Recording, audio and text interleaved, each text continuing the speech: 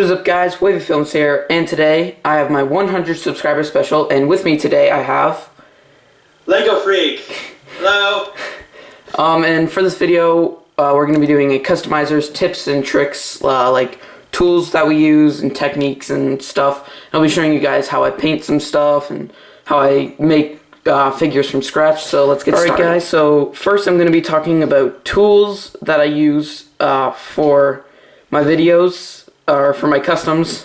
So first things first, I use this. This is a thumbtack. I use it mostly for little details. So like everything like on Green Arrow's torso, and just all the little details that I use to paint. I use this. I use a paintbrush for when I want to fill in bigger details. So like if I'm painting shoes or I'm recoloring a torso or something. I have a toothpick for when I want to scratch off paint off of, like if I paint something and I don't like how it is, I can just scratch it off with a toothpick. And I use an eraser to erase printing off of minifigures, and I'll show you how to do that later in this tutorial. Also, I use a paper towel. This is for wiping paint off of my paintbrush or my toothpicks or anything. And probably the most important tool you can use is patience. Yes, definitely. You're not going to get good overnight. For example, here I have two customs. One of them is one of the first customs I probably ever made, and one of them is one of my newer customs. On the right here, we have my Falcon I made when they released set pictures of Captain America Civil War. Now, he is not good. Very terrible. Like the paint is all very messy. And as you can see here, this is the Falcon from my Captain America Civil War showcase. As you can see, they're two totally different. So anything you want to say about tools or anything? Basically my tool setup is pretty much exactly the same. I did find recently I don't know what it's called. It's like a really long metal stick that's like very pointy. I don't know how else to describe it, but yeah. So if you can find something that's because sometimes thumbtacks are really hard to hold. So if you can find something that's long and pointy, then sometimes that could be useful as well. Good advice. And then also here I have two more of my older figures. This one is an Ant-Man I made back when the first Ant-Man movie came out, and this one is my Ant-Man from Civil War. They do look a bit different, but I mean, they're kind of the same. As you can see, the original Ant-Man is very terrible. So, just the main thing I want to say is that for tools, the best tool is going to be patience. And just keep an open mind that you're going to keep getting better. Alright, guys, so besides tools, I'm also going to show what types of paint I use. So mainly I use folk art, mainly because it's what's available to me here in Canada. It works well. The only thing I have about it is that lighter colors are really hard to work with, but I'm pretty sure that's with every type of paint, so not just folk art. It does work really well, and they do have a wide variety of colors. I have a lot of colors. I got like 50-ish, and I also do have this type of paint, and the only reason I have this type of paint is because Martha Stewart Crafts, is because one day I went to Walmart and I needed white paint, but they were all out of folk art white paint, so I just bought this type because this was the type they have, and it is really tough to use, but all white paint is tough to use. So yeah, I don't use Apple Barrel because it is not available here in Canada, but I think you do, so you can probably talk about Apple Barrel a bit. Yeah, I actually do. Now Apple Barrel and folk art are very similar in the way that in the way that they actually like paint stuff. And they're both very cheap, which is nice. But they do have a tendency at times to like ship a little bit. So And now I've been recently I found another brand of paint called Testors modeling paint, and it's more expensive, but it works amazingly well. And if you're not sure where to get it, you can look at stores like Michael's and Hobby Lobby, depending on where you live. And actually, I've actually seen some Walmarts that carry it as well. So, yeah. Yeah. The only thing I have to say about Testors is that it's pretty, like, it's a model paint, so once you paint something, it's really hard to go back, so I would only recommend it to people who have been customizing for a while and know what they're doing, really. Yeah, that's true. If you're a beginner, I wouldn't recommend buying it, because it's hard to use at times, so. Yeah. When I started out painting, the first paint I had was Testors. That was very frustrating. Because it's very like hard. Sometimes it's hard to use. I also have this. It's not paint, but it's a sealer, Liquitex Professional Gloss Varnish. I use this mainly for when I paint legs and hands. Legs because lots of times when I put a minifigure down, the paint always chips off of the corners of the feet. And then also paint usually likes to peel off of Lego hands. So I always put some on there, as well as, if I can get it over here, if you see my Baron Zemo from Civil War, if you see on the top there, I have some paint on the top of the torso, and that's just because I don't want the head to scratch off the paint. Not a lot of people use this, and I didn't use it for any of my more recent customs, except for like my most recent ones. Like I didn't use it on my Civil War figures, but I definitely recommend it if you're afraid of like your paint scratching off or anything. So yeah. Do you have anything to say about sealants, if you use any or anything? I actually don't use sealant. I wish I did. I don't know where to find any, but yeah. I just found this at my local art store, really. Just went in and I was like, hey, do you have this? They're like, yeah. I did originally, if I can grab it, try to use Mod Podge, which a lot of people say is really good. It's not. It's very terrible. When you paint on the Lego figure, it leaves like a really weird like shininess to it. And it's not like regular like Lego shiny. It leaves like a crystal kind of shiny. And it's just really weird. And it doesn't even work as a sealant. Like I put some paints like on the rounded part of a Lego leg, and I would bend it up and it would all scratch off. But whereas with my new sealant, if I paint like on the front of the legs and I bend it up, it doesn't scratch off. Like if you see this figure right here, my Heat Blast, you can see he has the paint right there on the front of his legs, and I can make him sit, and his paint, the paint doesn't scratch off at all. The only downside to this is that when you paint over it, it makes the Lego look shinier than the rest of the Lego around it. But that's not exactly a really big deal. So yeah, that's about it for paints. And now we'll move into finding reference photos. Alright guys, so for step 1 of making a custom minifigure, we have finding reference. So basically just pull out your phone or computer or whatever and just search for whatever you're looking for. Sometimes it's kind of hard to find certain angles of people. Like most of the time it's their back or their legs that's really hard to find. So I'm going to be looking for Martian Manhunter. So from Supergirl, because I'm going to be making that figure. So I'll put Martian Manhunter Supergirl.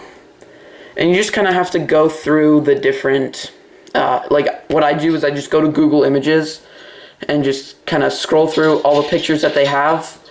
And just save the ones.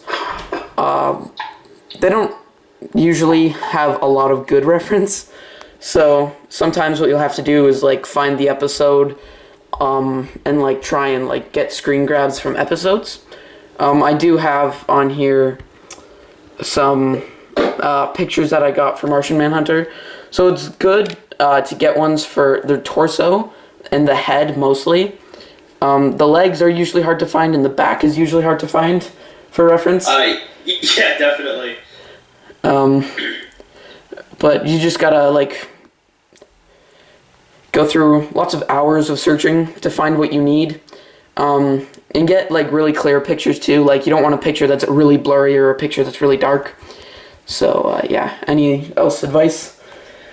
Sometimes what I like to do is I'll like look at for like Civil War. I went through the trailer and I like paused it every frame, and then just looked. And then I found some good shots in different angles. So yeah, if you go through a video like a trailer or something, you pause it a bunch, you can see some really good angles there, and then like take a screenshot. So yeah, that'd be my advice. All right.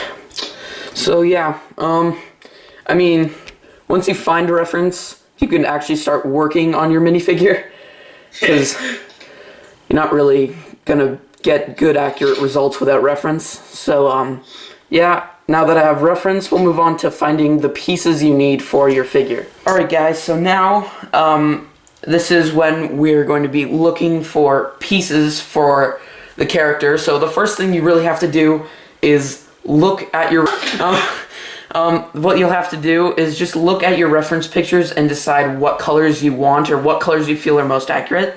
So looking through Martian Manhunter, I think I want to go with a dark blue torso, legs, arms, and hands, and a sand green head and a dark blue cape.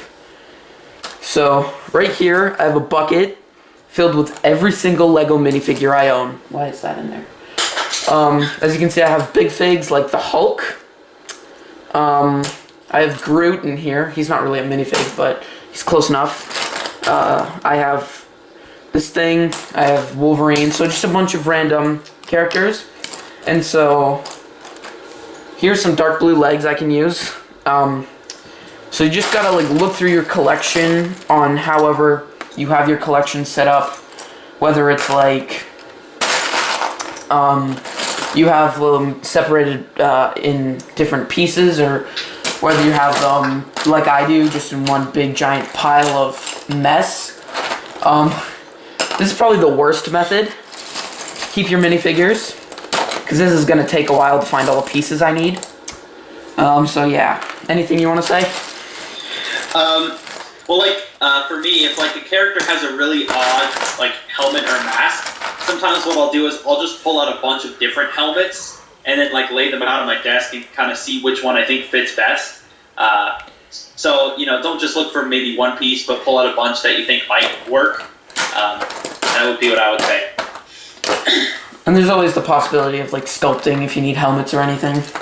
Well, yeah, there's that, too. Although I don't recommend it. That's true. So far, I found the torso and arms and legs. Right. I know I have a sand green head in here somewhere. Not exactly sure I have a dark blue cape, so in the next part I'm going to be going over what to do if you don't have the pieces you're looking for. So it's really a very painstaking process, especially if you keep your minifigures like I do. How do you keep your minifigures? Well, I've started sorting them recently, but unfortunately most of them are still in random buckets full of pieces, so I still have to like search through for a long time, see if I could find them. Yeah, I used to have mine like that. I used to have like different bags full of like there were different baggies, Ziplocs of like different like genres. So I'd have like a bag full of like DC superheroes, and then a bag full of Marvel superheroes, and just stuff like that. And I didn't like that method because I wasn't sure which bag would have the best results for like what I'm looking for. Yeah, recently I started like putting them in little drawers, so I have like a little drawer for helmets, and then one for hair, one for heads, but there's just so many pieces to go through. Yeah.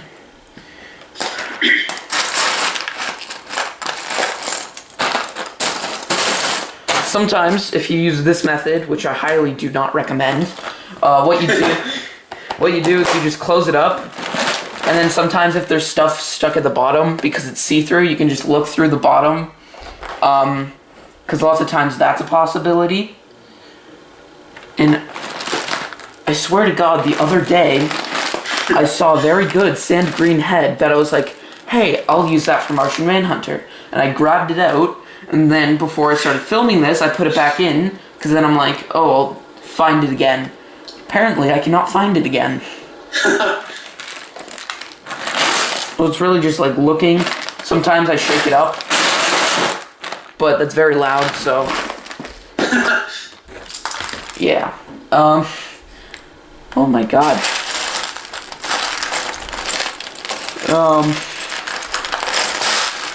It just disappeared. I think it did. This always happens to me when I'm looking for Lego. I find a piece that I'm not looking for, and then I'm looking for it later, and then I remember that I found it, and then I cannot find it again. Yeah. Yeah, sometimes that happens. You just gotta like look for a different piece, and as soon as you stop looking for one, it'll show up. Yeah. That's what it feels like anyway. Here's a sand green head. It won't exactly work because it's Squidward, but close. We're getting closer.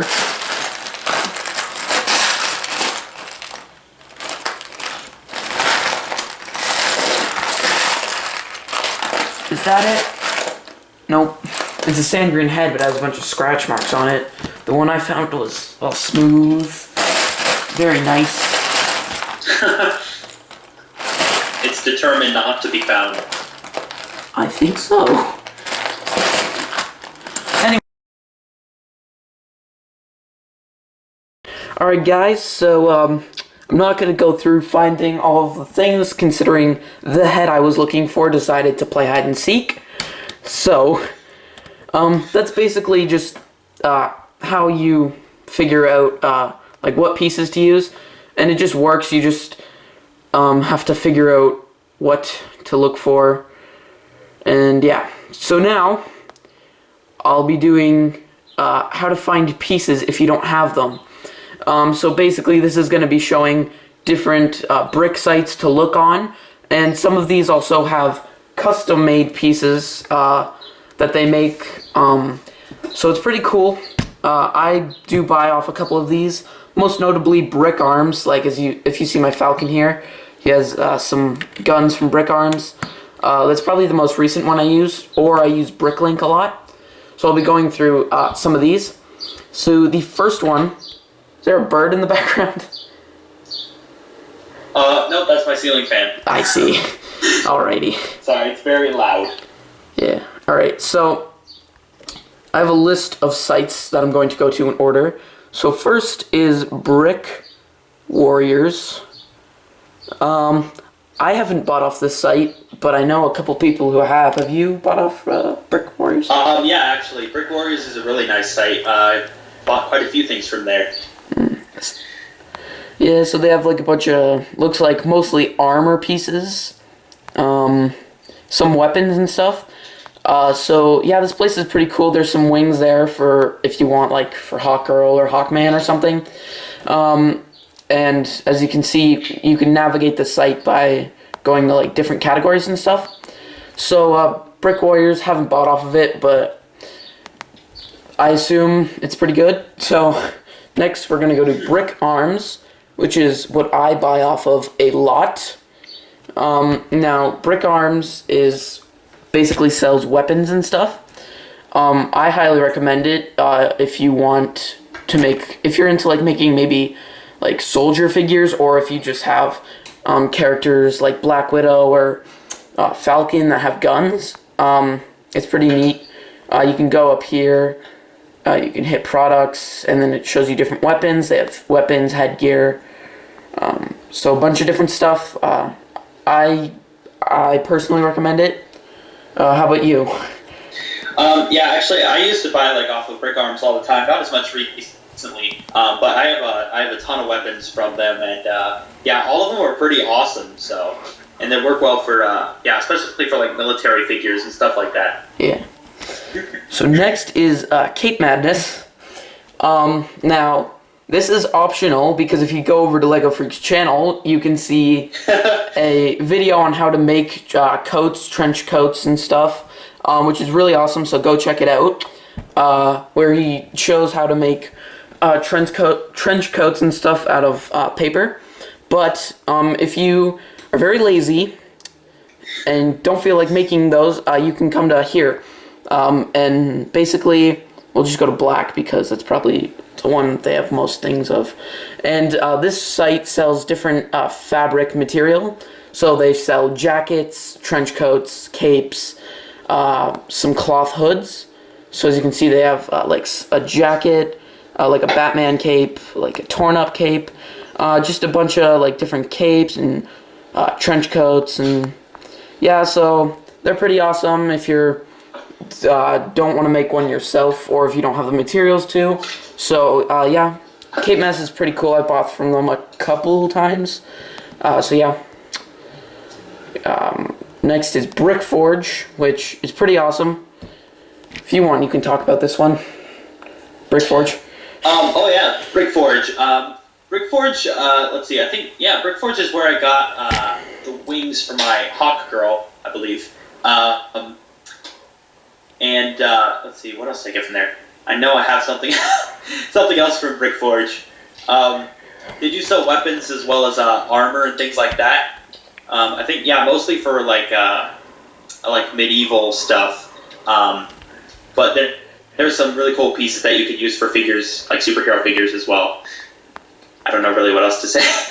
Yeah. I haven't been to the site in a while. So they sell pretty cool stuff. Personally from them, I bought, what did I buy? Oh yeah, I bought my arrow for, my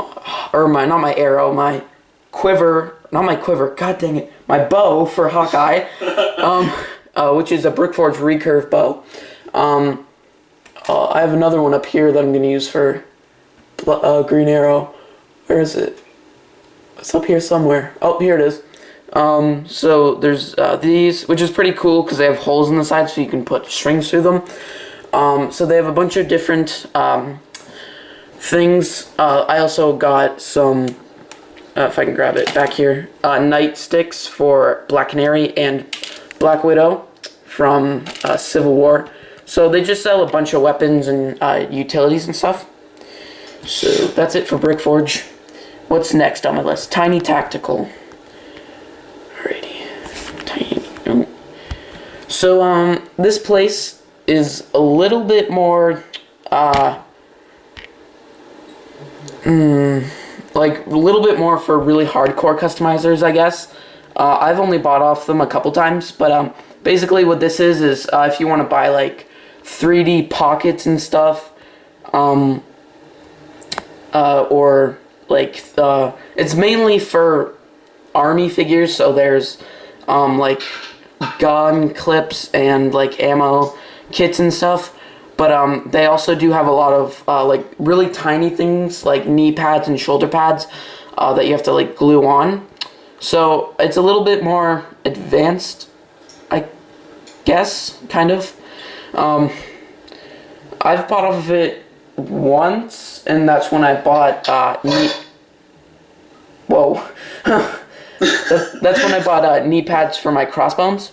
So anything you want to say? It's a really cool site. I haven't actually bought off of it because it is a little bit pricey. Yeah.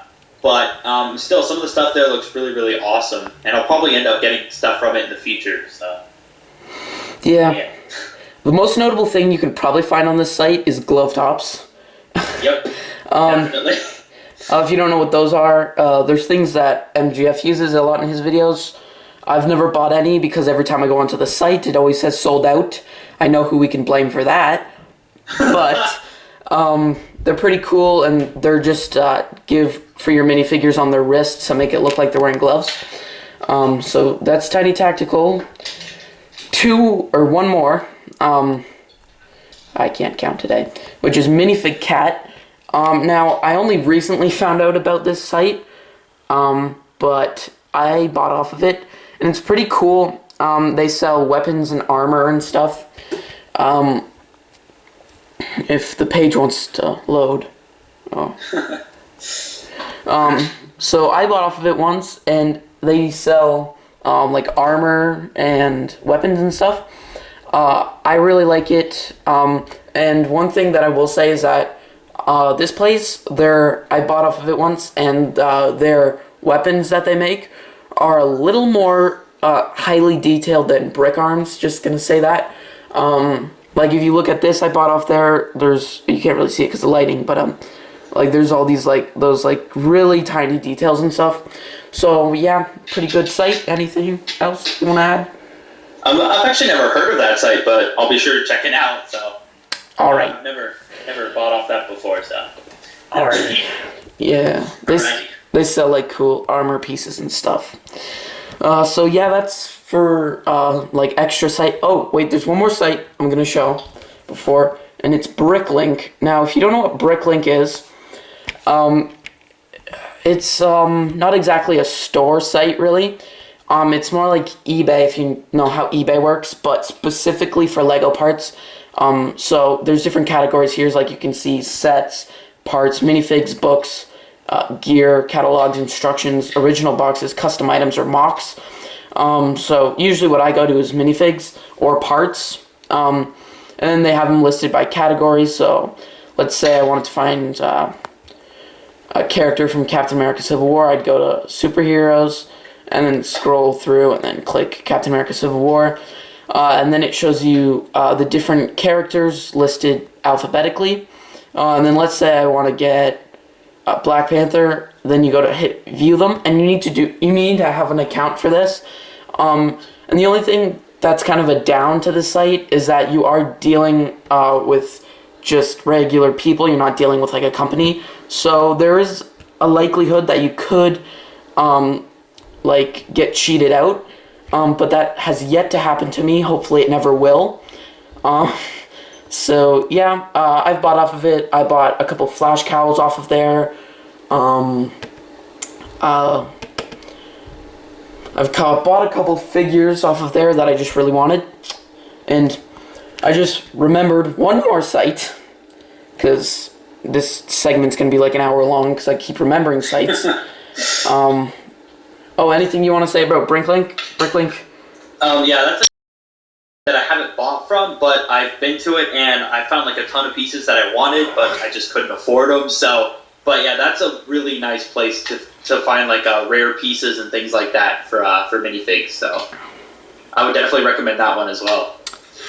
All right, and last, unless I remember another one, is Aerialite. Now, this is also one of the sets like Brick Forge or Brick Warriors, where they make their own pieces and stuff, but it's pretty cool because the one thing that they have, I'm gonna grab one up here, is the only thing I've bought off of it is Aerialite curved torsos. These are pretty cool because they're for female minifigures, and as you can see, they have curves in the sides of them. I have used an Aerialite curved torso for my Black Widow figure from Civil War, and on my current work in progress Black Canary. I also do have one that I'm using for Harley Quinn for Suicide Squad, one for Wonder Woman for next year's Justice League, because I'm just preparing for that because that's going to be a lot of work. So yeah, they do have other things like these weird heads with tentacles, and some like helmets and stuff. So yeah, that's about it for this site. Anything you want to say? Any final thoughts? Yeah, Aerialite also has some pretty cool hoods there too, which are pretty awesome. So it's another thing that I like from that website. So anything else you just want to add about like finding parts in general? Or well, yeah, if you really can't find something, like if there's something that's really unique about a figure, then you could consider sculpting it, but that's a lot of work. But I'm just saying, if like literally there's no other option that you can find, then yeah, just do that. So I probably won't go into sculpting in this video for two reasons. One, I don't want this video to be longer than my Captain America Civil War showcase, and two, I ran out of clay recently. I need to purchase some more. I'll talk about it a bit, but I'm not gonna demonstrate it. So yeah, that's it for finding pieces and websites and stuff. So now I'm going to go to erasing pieces. If you want to erase print off of pieces, and like getting ready. All right, guys. So now we're going to be talking about erasing print. Now, you need an eraser for this, just a regular pencil eraser. As you can see, mine, I've erased with it a lot, and you can see the sides are all curved because I use them so much. And as you can see here, I have some skin-toned legs. The one leg has a bit of printing on it. The only reason it still has a bit of it is because I tried to show me erasing them in a failed attempt at recording this video.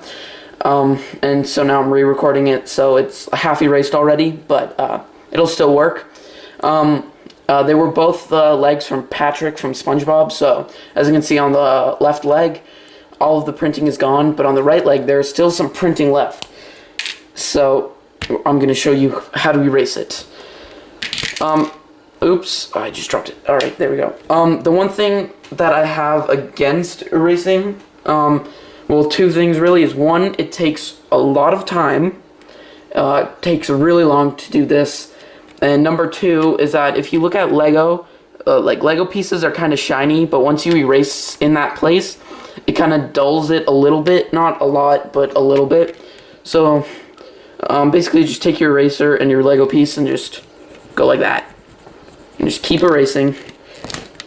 Ow. You're going to get eraser bits everywhere.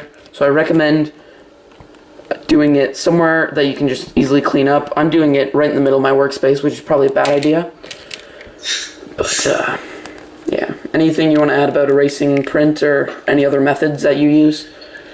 Well, we've tried a few different things. Erasing probably works best, just because it's easy to get hold of an eraser. But if you can use a nail polish remover. That works pretty well. You can also use paint thinner.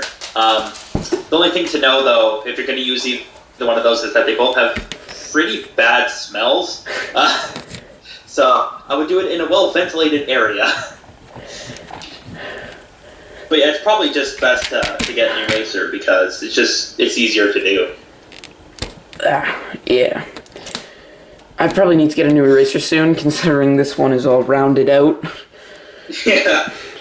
But basically, the concept is the same, though. You just erase like this until all the print is gone. As you can see, more of the print is gone, not all of it. Probably won't show me erasing the entire leg just because that'll take so long and I have a big camera in front of my face. So basically that's just... Oh, there we go. That's how you erase printing from Lego pieces. Does take a while. I have used this technique on faces, like for my Baron Zemo, for example. This originally was a Legolas face, so I erased the cheekbones and the chin marks from him, or for my Walking Dead figure for Michonne, this was a Stormhead, and I erased the cheekbones on her. So yeah, it takes a while, but it helps with your customizing, especially if you don't have the color of paint and you can't just paint over it. So anything else to add? You have to add? Not that I can think of for removing print anyway. Alright. So now it's time to move on to painting. Now, I'm just forewarning you guys that it's probably going to look terrible because I have a camera in front of my face and I'm going to be on a very awkward angle. So, yeah, let's see how this goes. So now I'm doing my painting part. So what I'm going to be doing right now is painting the legs for Nightcrawler for contest winner JQ Lego Productions. So I'll just be showing you like how I paint boots basically, because Nightcrawler's pants do come out like the bottom of his feet, or his feet come out of the bottom of his pants. That'd just be weird the other way around. So yeah, I'll show you how I just paint around all four sides of the leg with a paintbrush, and then after this I'll go into probably painting something more in depth or in detail. So I just have my ultramarine blue from Folk Art, and just get some on the paintbrush, and then you just gotta you can see that, right? Yeah, just paint. That was a little bit too much paint, but I can work with it. And I probably should move that leg a lot more forward so I can see it better. So as you can see, it's just going like that, painting across, turning the leg, getting more paint, and then continue to paint. Anything you want to add about painting or anything? Yeah. Basically, just don't expect to like be very good at it when you first start, because it's not something that just happens. Like there are people that that make it look easy, but it's really something that just takes a lot of practice and work at. So just try not to get too discouraged if it doesn't look exactly the way you want when you first start. Good advice. Yeah. So, the lighting is very terrible. Yeah, there we go. So I painted the back and the sides of his legs. So basically, you just gotta wait for it to dry. The good thing about folk art is that it dries in about 5-ish minutes. Probably the paint that I have that takes the longest to dry is probably my white paint, and that takes about 10 minutes. But like my paint that probably takes the least time is my black paint, and like as soon as I put it on, it dries in like literally not even lying like 10 seconds. So it's really nice when I have to paint like black details, because then I can just keep working on it. So now we'll work on this other leg. Try not to touch the paint, because then you get paint all over your hands and then you have to repaint. It's just very annoying. So yeah.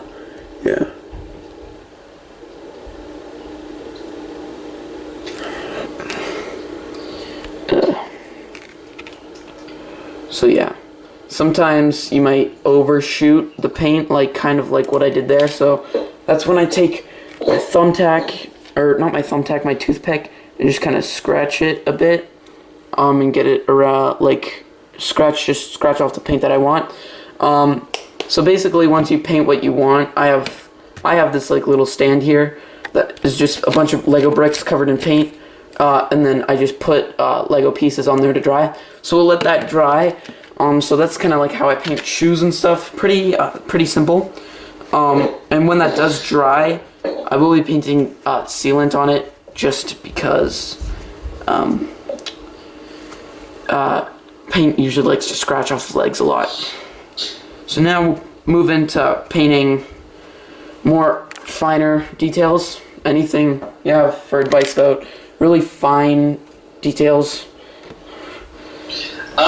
Yeah, basically, like for really, really, really small stuff, I try and find like something, because like with some, with like thumbtacks, some of them that are like a little bit wider, and then some are a little bit more narrow, and the pointier the better, because then you can actually paint smaller details with that. And if that doesn't work, I've seen some people, they use like a paintbrush with like one hair on it, and then they just like literally one piece of hair on the paintbrush, and then they'll use that to do the really small stuff. So just find like a tool or something that's comfortable for you to use. Yeah, I couldn't imagine doing it with like a paintbrush. Yeah. With like just one little piece of hair on, like one little string on it. That's crazy. All right, I'm trying to look for something that I can paint details on. Like really tiny details. I guess I can use my Sharon Carter that I'm working on for Civil War. Sneak peek, kind of. I haven't worked on the back at all. So as you can see, there's this pattern kind of going across her vest, whereas I have like light gray lines just doing like X patterns all over, because she has like this weird like diamond pattern, like that's like sewed into it. Now I don't have any reference for her back, and just like when we were talking about finding reference pictures, the back is usually the hardest to find reference for. What sometimes I'll do is I'll just make up stuff. When you can make a pretty educated guess based off of what it is. Like, for example, here I have my Baron Zemo. I don't have anything on his back, because in Civil War all he wears is a jacket, so I would assume that his back is just plain because of the jacket. Or, I mean, most of this figure is winged, just because this is Spider-Man's first costume from Civil War, and he only has like 5 seconds on screen. So I tried to get as many pictures as I could find online, which was like 2.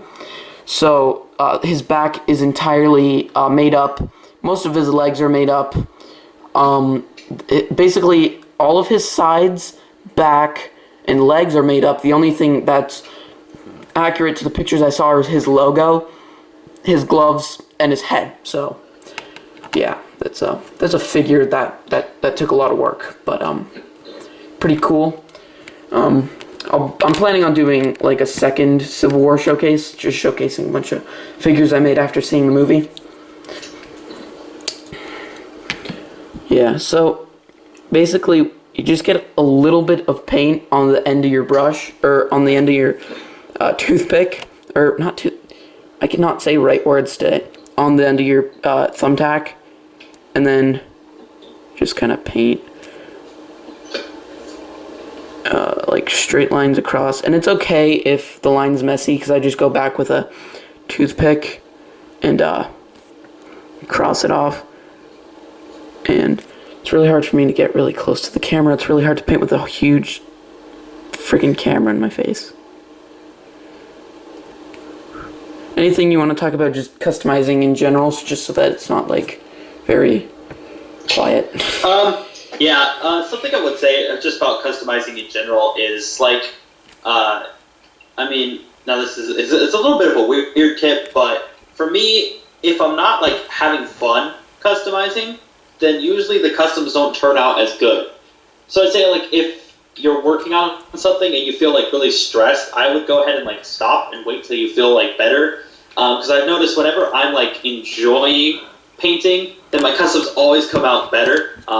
So that's something that I would say is like if you're feeling really stressed and stuff, I would just kind of stop and like, wait till you feel a bit better before you jump back on it. So, yeah. Some good advice. As you can see here, I painted a very terrible line. Now, usually I don't paint that much of terrible lines. It's mostly just because there's a camera in my face, so I can barely see what I'm painting. When I paint, I have like my face right like on top of the Lego. Like my nose is really like always touching the piece I'm working on.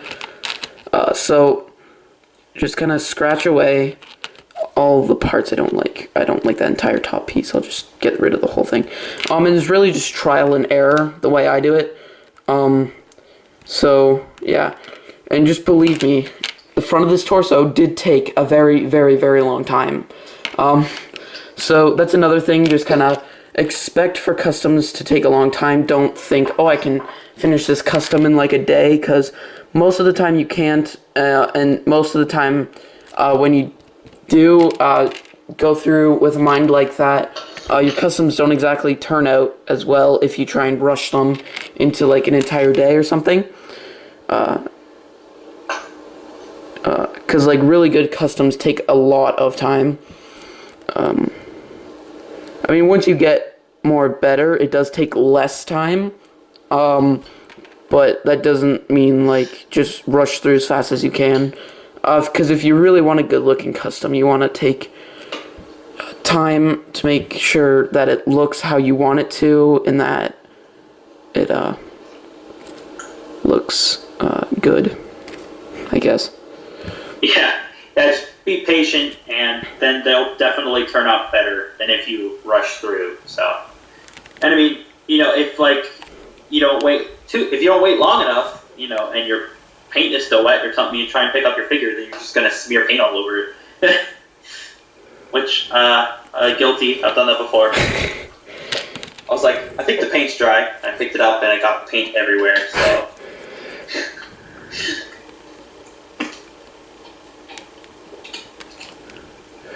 That's a pretty decent line. I'll probably repaint it later, but just because I have a camera on my face. But that's basically how I just paint really tiny details. Just just take this, get a little paint on the end, and just do the lines. So as you can see on the front, like I did that all over here. And if you don't like a line, don't keep it. Like if you're not okay with how it looks, don't just be like, it's good enough. Like if you want to make a good looking custom, it's probably a good idea to just make it how you want it to look. It doesn't like regardless of like how much time it'll take. So that's about what I'm going to do for painting. So now I'm just going to move on to talking about some customs that I have made that people have asked questions about, and sculpting. So yeah, okay guys, so right here I have 3 figures. So first I'm going to talk about sculpting.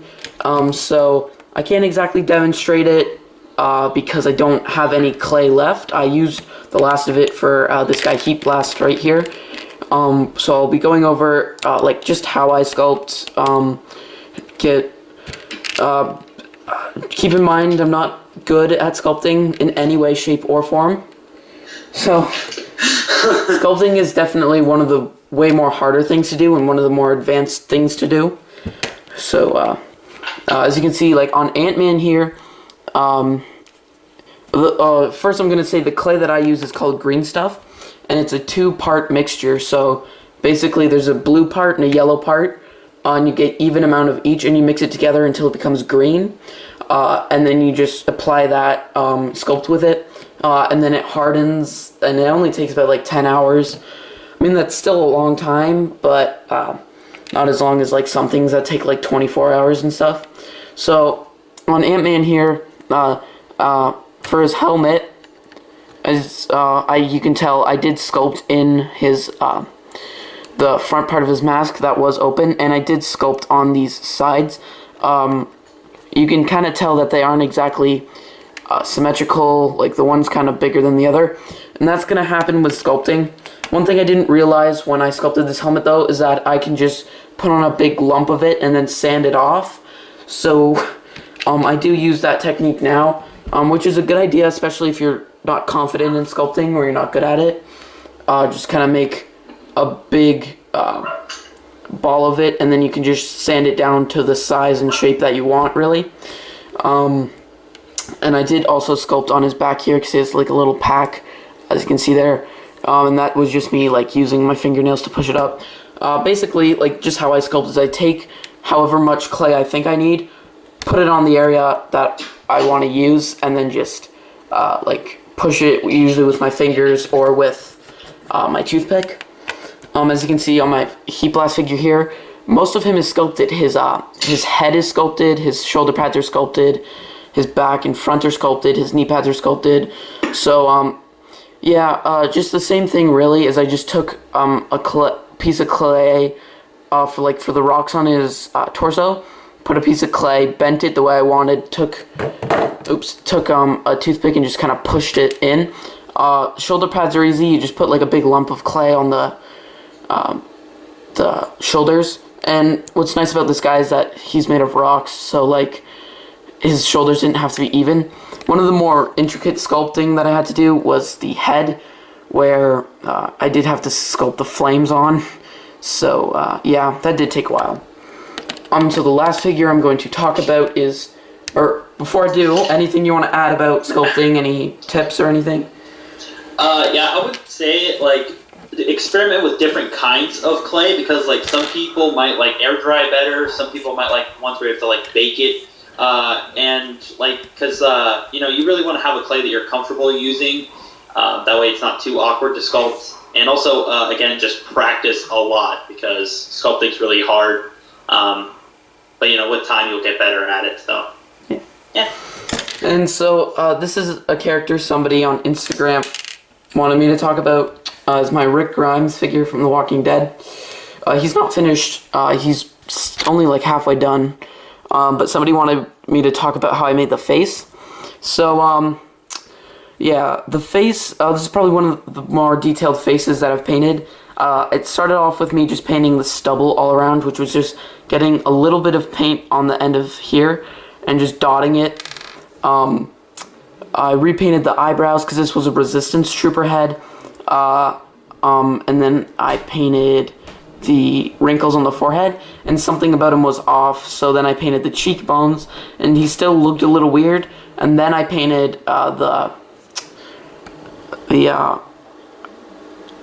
bags under the eyes, and then I really liked how it looked.